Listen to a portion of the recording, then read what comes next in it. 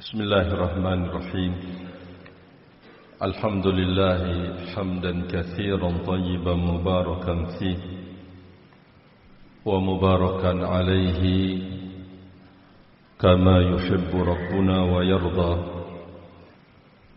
أشهد أن لا إله إلا الله وحده لا شريك له وأشهد أن محمدا عبده ورسوله أما بعد. Menyambung pembahasan kita yang telah lewat, kita semua mengharapkan hidup ini mulus, tidak ada ujian dan cobaan padanya, apalagi di saat kita menjalankan sebuah kebaikan, sebuah ketaatan kepada Allah Jalla fi'ula. Namun ternyata perjalanan iman tidak demikian. Perjalanan kebenaran itu tidak demikian. Perjalanan ahlul iman wa ahlul haq tidak seperti itu. Barakallahu fikum. Menjadi sebuah sunnatullah, adanya ujian dan cobaan dalam perjalanan iman dan perjalanan kebenaran itu sendiri. Karena kalau hidup itu mursalah, satu arah, satu sisi, mulus, tidak ada ujian dan cobaan, maka di situ akan ada mafsadah, ada kerusakan padanya. Kenapa? Karena tidak akan bisa dibedakan antara orang yang baik dengan orang yang buruk. Tidak bisa dibedakan antara orang yang jujur, orang yang berdusta. Tidak bisa dibedakan antara orang yang berniat baik dan berniat buruk. Nah, hikmah adanya cobaan dan ujian dalam perjalanan iman untuk membebaskan, menyelamatkan orang-orang yang jujur dari orang-orang yang berdusta, menyelamatkan orang-orang yang punya jiwa niatan yang baik, yang bagus, dari orang-orang yang menyimpan niat-niat yang jelek dan buruk. Allah Jalla wa'ala turunkan ujian untuk kemudian memisahkan itu semua. Demikian juga perjalanannya dengan al-haq dan al-iman sebagai sunnatullah tabaraka wa ta'ala. Adanya ujian, adanya cobaan. Contoh misalkan firman Allah Jalla wa'ala di dalam surat Al-Ankabut di awal, Alif Lam Mim, ahasiban nasu ayyutraku ayyakulu amanna wahum la yuftanun. Apakah manusia itu menyangka, mengira, menduga, dia mengatakan beriman lalu dibiarkan mulus jalannya, tidak ada rintangan-rintangan, tidak ada yang mencela, tidak ada yang meremehkan, tidak ada yang mengentengkannya, tidak ada yang menghinakannya. Barakallahu fikum. Kata Allah Jalla wa'ala, ahasiban nasu ayyutraku ayyakulu amanna wahum la yuftanun. Lalu kemudian menyangka tidak dicoba dan tidak diuji oleh Allah tabaraka wa ta'ala.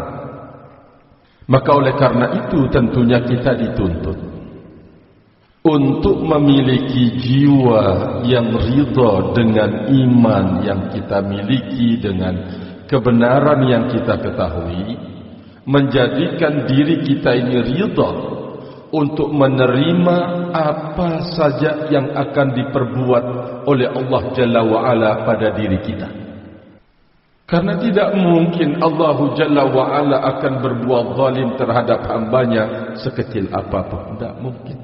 Apa yang diperbuat oleh Allah Jalla wa'ala terhadap diri kita, itulah yang terbaik buat kita. Itulah yang bermaslahat buat kita. Barakallahu fikum. Kaitannya dengan kita menjalani sebuah jalan yang lurus, apa yang digariskan oleh Allah Tabaraka wa Ta'ala, maka Allah akan berbuat terhadap diri kita yang menjalankan jalan yang lurus itu sesuai dengan apa yang dimaukan oleh Allah. Berganti silihnya ujian dalam hidup kita, barakallahu fikum, maka harus ridha menerimanya, harus berlapang dada, barakallahu fikum. Allah Jalla wa'ala tidak menghalangimu itu untuk mendapatkan sesuatu, melainkan Dia untuk memberimu. Sebagaimana Allah Jalla wa'ala tidak kemudian memberikan sakit pada dirimu kecuali untuk menyembuhkannya, memberikan kematian kecuali untuk menghidupkannya. Keridhaan yang harus kita tanamkan pada diri, barakallahu fikum, sehingga kapan saja kita lepas dari hidup ini ridha, walaupun tarfata ain, walaupun sekejap, maka kita akan menjadi rendah dan hina di hadapan Allah Tabaraka wa Ta'ala. Kita kena batunya, barakallahu fikum. Tatkala Abdullah, sahabat Abdullah ibnu Mas'ud radhiyallahu ta'ala anhu menceritakan, ketika Nabi SAW membacakan ayat Al-Quran, wa anna hadha sirati mustaqiman fattabi'u wa la tattabi'us subula. Ini, kata Allah Jalla wa'ala, adalah jalanku yang lurus, ikutilah dia. Dan jangan engkau mengikuti jalan-jalan yang berakibat fatafarraqa an sabili, Anda akan keluar dari jalan Allah yang lurus tersebut. Sahabat Abdullah ibnu Mas'ud menceritakan apa yang ditafsirkan oleh Nabi sallallahu alaihi wasallam tentang ayat ini. Kata beliau, khatta lana Rasulullah sallallahu alaihi wasallam khatta. Rasul sallallahu alaihi wasallam menggariskan satu garisan, garis satu. Kemudian Rasul alaihi salatu wasallam mengatakan, hada sabilullah mustaqim. Ini adalah jalan Allah yang lurus. Satu. Wa khatta khututan an yamini dalikal khat wa an shimali. Lalu Nabi SAW menggariskan yang banyak, kanan kiri banyak garisannya. Ini cerita sahabat Abdullah ibnu Mas'ud. Lalu Nabi SAW mengatakan, hadhihi subul. Ini adalah jalan. Kata beliau, ma min sabilin, tidak ada satupun dari jalan-jalan yang banyak itu kecuali syaitan yad'u ilaih, kecuali syaitan yang mengajak kepadanya. Lah, berarti ini lawan di dalam perjalanan di atas jalan yang lurus. Ini lawan. Apakah dari ahlul bid'ah wal ahwa, minal kafara, minal musyrikin, munafikin, semuanya adalah berjalan di atas jalan yang banyak. Itu adalah lawan, barakallahu fikum, adalah pengganggu dalam jalan kita yang satu dan lurus tersebut. Berarti banyak ujiannya, banyak cobaannya, barakallahu fikum. Maka oleh karena itu, kita tidak boleh kemudian lengah, tidak boleh kemudian, barakallahu fikum, hilang dan lenyap dari kewaspadaan. Tidak kemudian ada rasa takut dalam hidup kita, harus kita tanamkan. Salah satu kekuatan para sahabat Nabi ridwanullah alaihim ajma'in dalam menjalankan manhaj yang penuh dengan rintangan ini, mereka bermodal dengan modal khasyatullah, ketakutan yang tinggi kepada Allah Jalla fi'ula. Taqwahum, ketakwaan mereka kepada Allah Subhanahu wa ta'ala, barakallahu fikum. Sehingga melalui ayat ini kan kita diberitahukan ternyata tidak ada seorang pun dari barisan terbaik umat manusia, yaitu barisan para nabi dan rasul, yang membawa amanat langsung dari Allah Jalla wa'ala, pilihan-pilihan Allah terbaik-terbaik manusia di kolong langit ini. Ternyata ujiannya penuh. Hidup mereka penuh dengan ujian dan cobaan dari Allah Tabaraka wa Ta'ala. Minhum, di antara mereka kan ada yang dibunuh oleh kaumnya. Seperti siapa? Nabi siapa? Nabi Yahya dan Nabi Zakaria. Nabi Zakaria dan Nabi Yahya dibunuh oleh kaumnya. Belum beragam penyiksaan, ancaman-ancaman, pelecehan, perendahan, penghinaan, habis. Ini bukan manusia yang mereka perlakukan demikian. Apa mereka, para nabi dan rasul itu, adalah menggesek dunia mereka? Mereka jadi raja, kemudian ingin merebut kekuasaan dan kerajaan abadan? Sama sekali tidak. Tidak menggesek dunianya. Tidak kemudian menyenggol, barakallahu fikum, menginginkan kedudukan, tidak menginginkan kerajaan yang mereka, tidak sama sekali. Tapi itulah sunnatullah terhadap perjalanan, barakallahu fikum, para nabi dan rasul yang membawa risalah dari Allah Tabaraka wa Ta'ala. Tidak ada satupun dari mereka yang terbaik di kolong langit ini yang lepas dan bebas dari ujian dan cobaan. Yang paling terbesar ujiannya dalam perjalanan memikul amanat ar-risalah adalah ulul azmi minar rusul. Ulul azmi minar rusuli.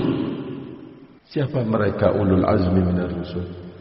Nuh, Nabi Musa, Nabi Isa, Nabi Muhammad sallallahu alaihi wasallam. Sudah lengkap atau masih ada yang tersisa?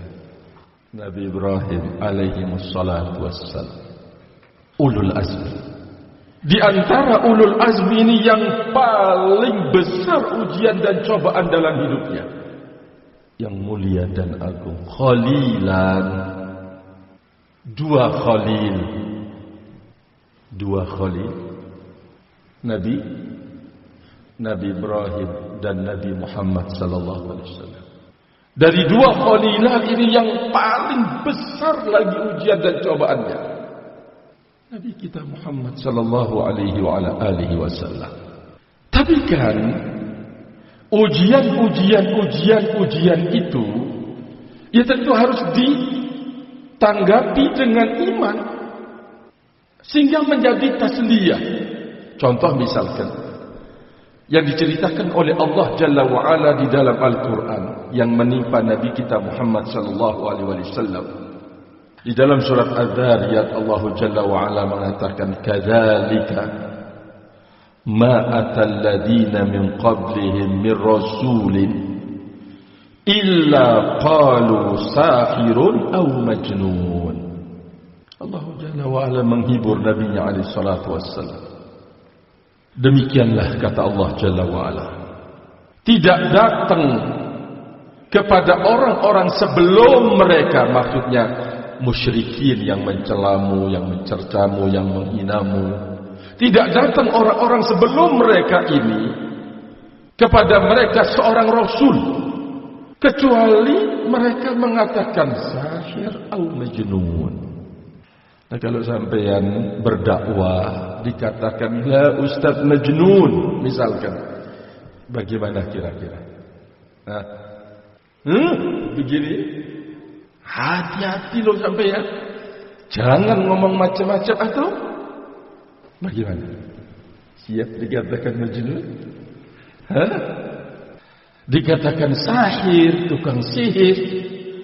Kata Allah Jalla wa Ala, tidaklah datang kepada mereka seorang rasul sebelum mereka, maksudnya sebelum musyrikin ini, para umat-umat sebelumnya, kecuali mereka berucap sama, mirip.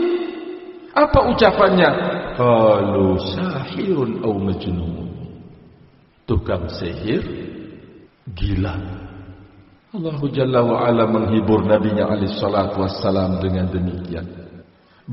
Sama ucapannya wahai Muhammad terhadap para nabi dan rasul yang diutus sebelum kaummu sekarang ini, sama ucapannya, sahir majnun. Ada kemudian Allah mengatakan atawasau bi. Apa ini? Mereka saling wasiat berwasiat ya. Apa mereka saling wasiat berwasiat sehingga kok ucapannya sama? Ini pelajaran yang berharga buat kita. Apa mereka kemudian umat sebelumnya berwasiat kepada umat yang akan datang, ini loh, kalau datang Rasul, kalau datang orang seperti ini, ucapkan ini kepadanya, sahir majnun, atawasau bih. Apakah mereka itu saling berpesan sehingga ucapannya kok sama, ketemu? Barakallahu fikum, ucapannya sama. Supaya nanti kalau ada di sini ucapannya kok sama dengan di sana, kok sama dengan di situ, sama kok, loh mirip ucapannya. Nah, di sini ada pelajaran yang berharga buat kita. Mereka tidak saling wasiat berwasiat atau wasaubi. Apa mereka itu saling berpesan, saling menitip pesan? Apa kata Allah Jalla wa'ala yang menjadikan mereka satu kata, satu kalimat, balhum qaumun tahun. Inilah yang mempertemukan jiwa tagha, jiwa yang melampaui batas, jiwa yang jelek, jiwa yang buruk, jiwa yang kufur kepada Allah. Inilah yang mempertemukan mereka dalam satu kata, dalam satu kalimat, dalam satu bentuk celaan dan cercaan kepada para nabi dan rasul tersebut karena tughyan. Sehingga siapapun yang punya jiwa kejelekan, barakallahu fikum, taruhlah dia di daerah, misalkan di luar Jawa, mau di Sumatera sebelah barat atau mau di sebelah timur, ya barakallahu fikum, Sulawesi, NTB, Maluku misalkan, jiwanya sama jelek dan buruk, ada kemiripan. Dari ucapannya iya, dari perilakunya iya, dari segala-galanya. Yang mempertemukannya apa? Kejahatan dan kejelekan itu. Dan mereka tidak ketemu kok, beda daerah, barakallahu fikum, tapi dipertemukan karena kejelekan yang ada di jiwa-jiwa mereka, rahimani wa rahimakumullah. Demikian juga sebaliknya, kata Imam Sa'di rahimahullah ketika menjelaskan ayat ini. Kalau jiwanya baik, jiwanya bagus, hatinya masya Allah, akan dipertemukan oleh Allah Jalla wa'ala. Ucapannya sama, sikapnya juga sama, barakallahu fikum, akan dipertemukan semuanya. Kalau jiwa hati-hatinya itu baik dan bagus, ucapannya loh kok mirip ya masya Allah, sudah tidak pernah ketemu, tidak pernah ini, tidak pernah itu, uang tidak ada kaitannya kok. Tapi karena jiwanya sama, Allah Jalla wa'ala mempertemukan ucapannya. Dia tidak berucap kecuali yang baik, dia tidak bersikap kecuali sikap yang baik, yang bagus, dia tidak berperilaku kecuali perilaku yang baik dan bagus. Yang mempertemukannya adalah kebaikan yang ada pada dirinya. Ada pelajaran yang berharga buat kita. Tadi beliau, saya coba kalau sampeyan dikatakan majnun, bagaimana? Barakallahu fikum. Allah tabaraka wa ta'ala mengajarkan nabinya alaihi salatu wassalam untuk barakallahu fikum menyikapinya. Apa kata Allah Jalla wa ala? Fatawalla anhum fama anta bimalum. Muhammad, berpalinglah anda darinya, berpalinglah engkau darinya. Kata Allah tabaraka wa ta'ala, la tubali lahum, anda jangan pedulikan, Engkau jangan mempedulikan apa yang diucapkan barakallahu fi. Fatawalla anhum wa la tu'akhidhum. Anda tidak perlu kemudian membalas menyakitinya, menyiksanya, mencelanya, menghukumnya. Tidak perlu. Kata Allah Jalla wa Ala, wa aqbil ala sya'nik. Urus dirimu. Urus dirimu, jaga dirimu, barakallahu fikum. Falaysa 'alaika laumun fi dzambihim. Anda tidak akan tercela kok. Dengan bahasa para ulama, la yadurru, tidak akan membahayakan sampean. Tidak akan perbuatan-perbuatan celaan, cercaan, caci makiannya, kemudian tuduhan-tuduhan dusta misalkan barakallahu fikum dia berikan, la yadurruk, itu tidak akan memudaratkan selama engkau berjalan dalam jalan atau jalur yang benar. La yadur. Sebaliknya malah akan menjadi bumerang buat mereka. Mereka yang akan terhina barakallahu fikum. Hadza marra Syekhul Mughbir rahimahullahu taala didatangi oleh tulabnya bercerita, ya Syekh fulan mengucapkan tentang anda demikian, fulan mengucapkan demikian, Alan mengucapkan ini, mengucapkan semuanya peremehan, perendahan, penghinaan barakallahu fikum, celaan terhadap ilmu beliau, celaan terhadap barakallahu fikum kebaikan yang beliau ada padanya. Kata beliau barakallahu fikum memberikan jawaban yang sangat besar nilainya. Kata beliau, dosa saya itu lebih berbahaya daripada celaan dan caci makian mereka.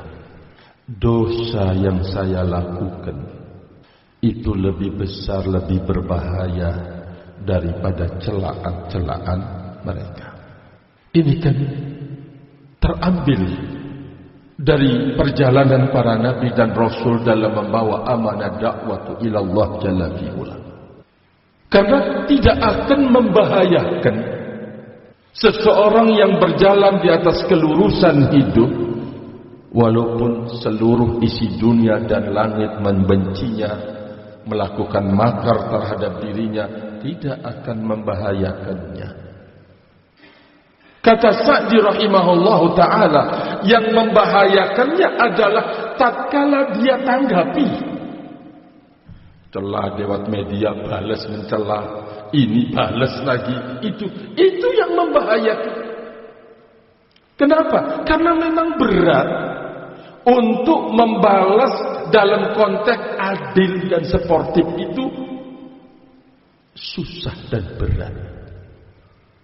Untuk kemudian membalas dengan balasan yang setimpal dan adil. Ya pincang misalkan, oh dia balas. Kamu sudah tuli, sudah ya jelek lagi. Cuma satu kata dibalas dengan sekian bentuk celaan. Berat membalas barakallahu fikum. Tidak akan menjadikan seseorang itu bisa adil. La ya akhi, ana sakit. Diucapkan demikian, diperlakukan demikian. Seberapa sakit dirimu dibanding dengan sakitnya Nabi kita Muhammad sallallahu alaihi wasallam? Dibanding dengan a'immah, para imam-imam, para ulama di dalam dakwah ini, seberapa tingkat sakitmu? Tapi adakah dari mereka kemudian membalas celaan, cercaan dibalas dengan celaan dan cercaan lagi? Rahimani wa rahimakumullah. Artinya bahwa memberikan maaf itu akan lebih mengantarkan kita kepada takwa Allah. Kan itu yang diajarkan oleh Nabi kita Muhammad sallallahu alaihi wa ala alihi wasallam. Ternyata di belakang maaf yang kita lakukan terdapat masalih, maslahat-maslahat barakallahu fikum. Mungkin malu loh kok saya sudah habisi ini tapi dia tidak menanggapi. Sabar dia. Sampai kemudian melalui jalur membalas kejelekan dengan kebaikan itu, dia tersadarkan. Syukur dia bertaubat kepada Allah Jalla fi'ula. Rahimani wa rahimakumullah jami'an. Maka oleh karena itu Allah Jalla wa'ala mengatakan kepada Rasulnya sallallahu alaihi wasallam, fatawalla anhum, berpalinglah anda dari mereka.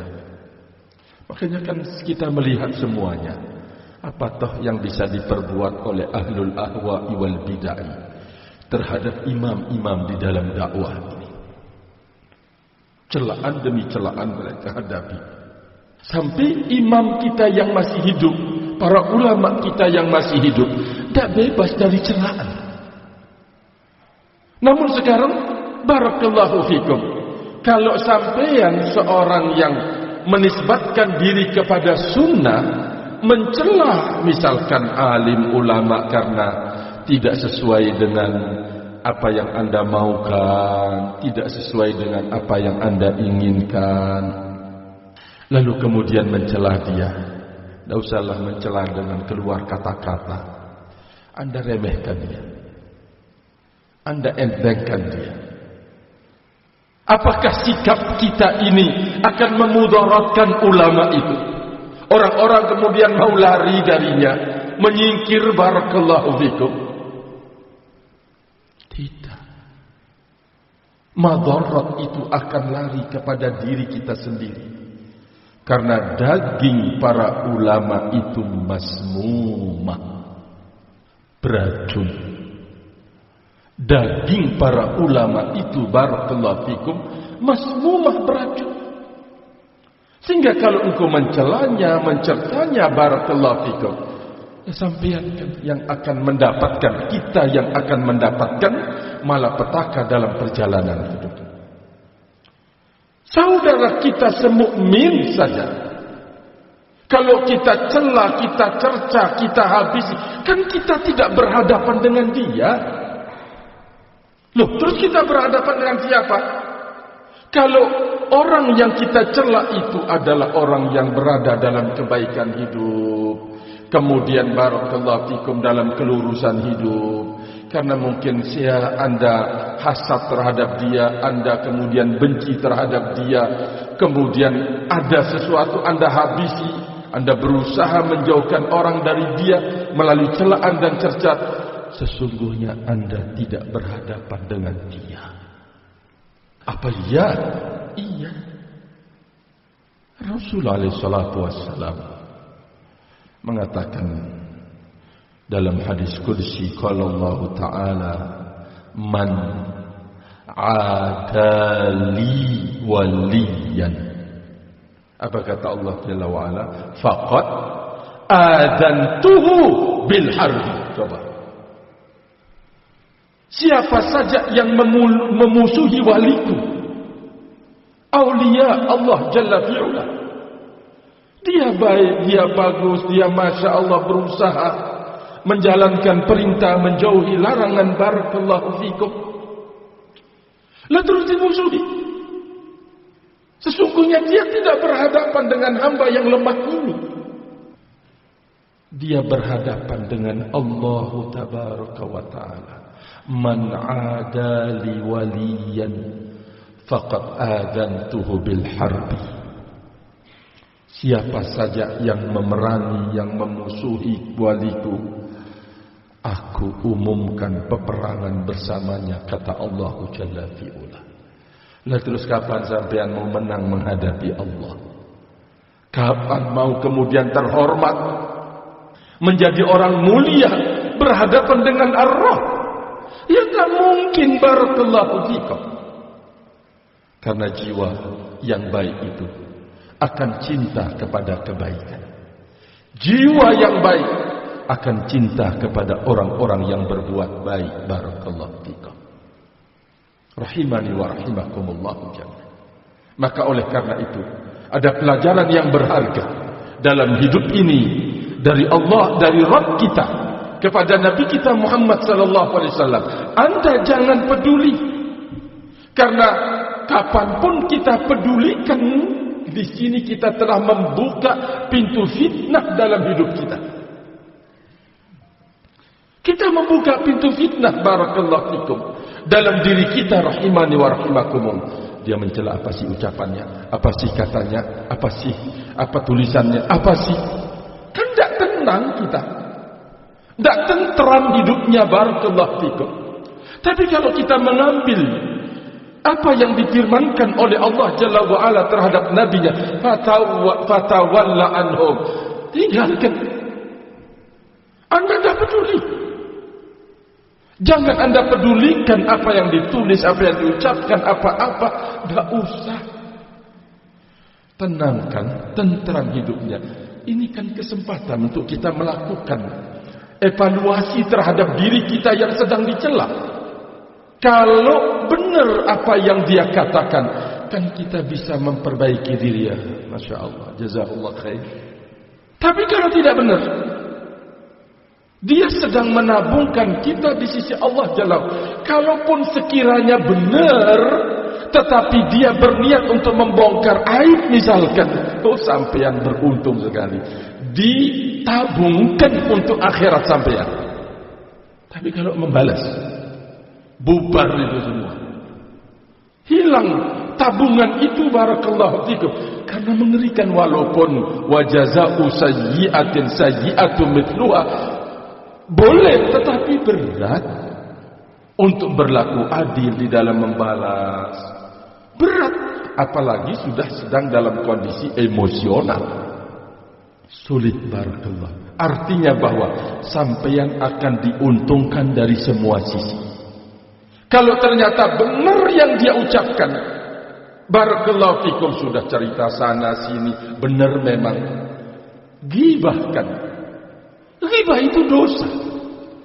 Sampeyan ditabungkan olehnya, barakallahu fikum. Kapan Anda ambil?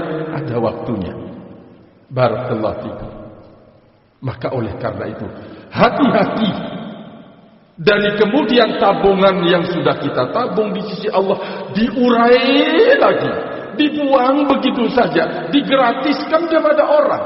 Karena celaan kita, karena mengungkit-ungkit kebaikan kita, barakallahu fikum, semuanya ini akan meludesi, akan memakan habis apa yang kita, barakallahu fikum, telah tabung di sisi Allah tabaraka ta'ala. Merugi. Tapi kalau kita fatawalla anhum, Anda berpaling dari mereka, tidak peduli, barakallahu fikum, insyaallah Allahu Jalla wa'ala akan selalu berada, akan pertolongannya selalu menyertai kita dimanapun kita berada. Ini kan sabarnya, engkau berpaling, tidak peduli padanya. Ini kan buah dari sebuah kesabaran. Sementara Nabi alaihi salatu wasallam mengatakan, innan nasra ma'as sabri. Pertolongan itu bersama kesabaran. Ini kan yang kita butuhkan di dalam hidup. Bantuan, pertolongan Allahu Jalla fi'ula.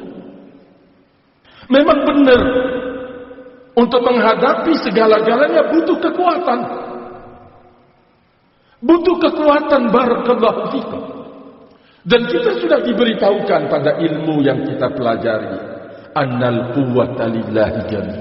Kekuatan itu kan miliknya Allah. Nah, kita harus berusaha untuk bisa mendapatkan kekuatan dari Allah Jalla wa'ala. Nah, ini butuh kesabaran ketika mendapatkan ujian. Membutuhkan, barakallahu fikum, kesabaran kita ketika menjalankan ketaatan. Membutuhkan kesabaran di saat kita berhadapan dengan maasi, perbuatan-perbuatan maksiat. Nah, kesabaran inilah yang akan menurunkan bantuan dan pertolongan Allah Jalla fi'ula, yang akan mendatangkan kekuatan ahibati fillah.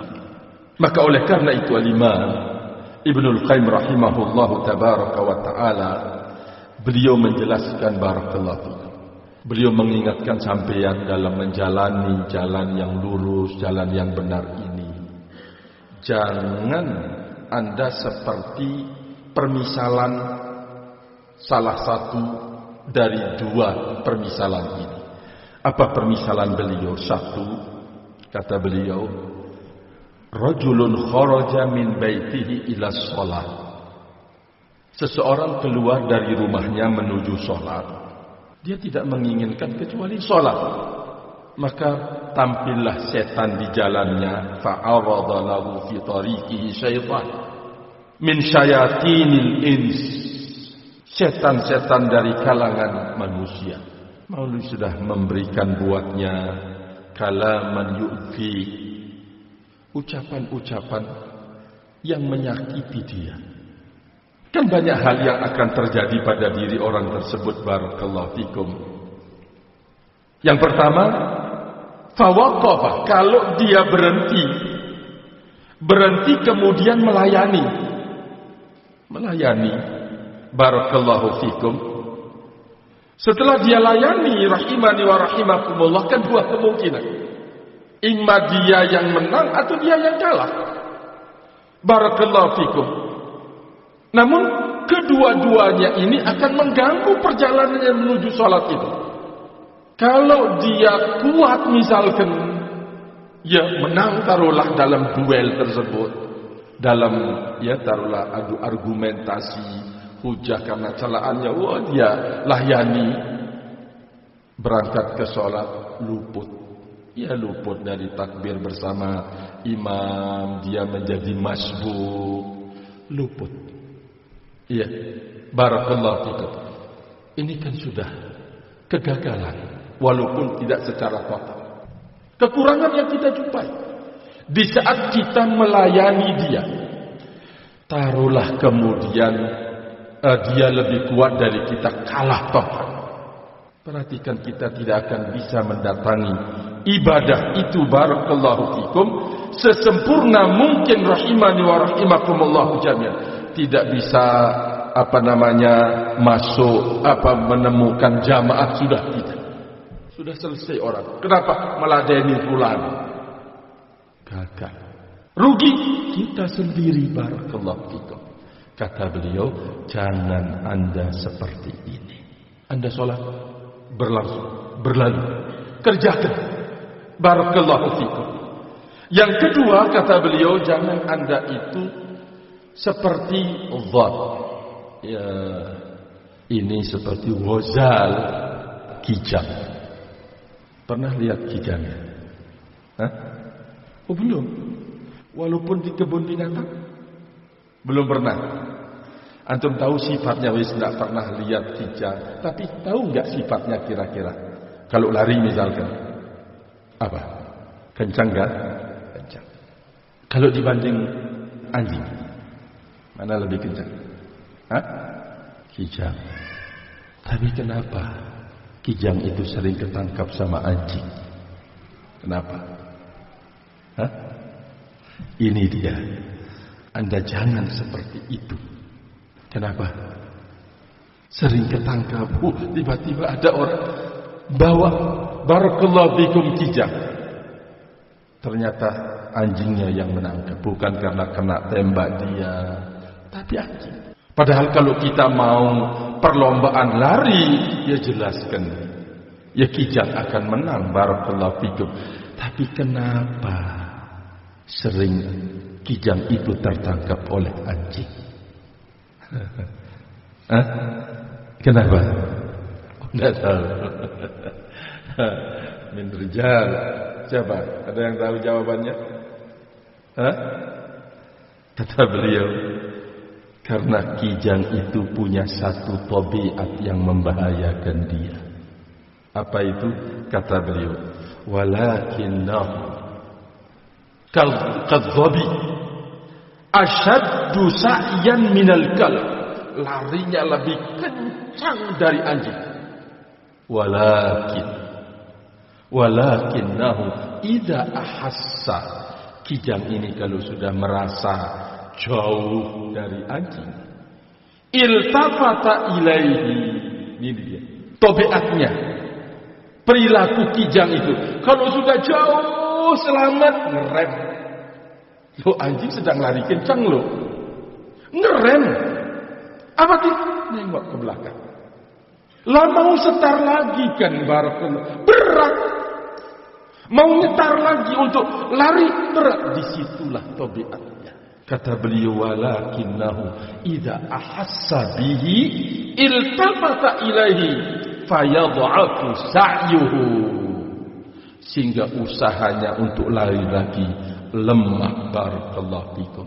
Fayudrikuhul kalbu fayakhudhu. Dapat. Lalu kemudian diterkam oleh anjing. Ini tabiat. Kalau sampeyan sudah berjalan yakin lurus, sampeyan di atas kebenaran, tidak usah noleh kiri kanan, apalagi ke belakang. Membahayakan barakallahu fikum perjalanan. Anda jangan seperti salah satu ini, kata Imam Ibnul Qayyim rahimahullah ta'ala. Karena akan membahayakan perjalanan kita, membahayakan keselamatan kita, rahimani wa rahimakumullahu jami'an. Syekhul Islam Ibn Taimiyah rahimahullahu ta'ala dalam barakallahu fikum iqtida' siratal mustaqim menukil ucapan qala ulama, kata beliau, al-qulubu dha'ifah.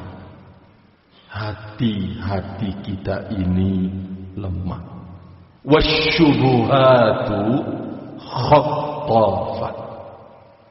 Sementara syubhat yang disasar oleh syubhat ini adalah barakallahu fikum. Apa kata Imam Ibnul Qayyim rahimahullah? Yang disasar oleh syubhat adalah i'tiqad. I'tiqad kita itu keyakinan kita. Barakallahu fikum. Dirusak. Ini yang disasar. Keyakinan kita yakin ini hak kok berubah menjadi atau samar-samar. Kita tahu kalau ini bermaksiat kok jadi benar. Itu kan syubhat barakallahu fikum. Syubhat itu sambarannya kuat. Wasyubuhatu khattafah.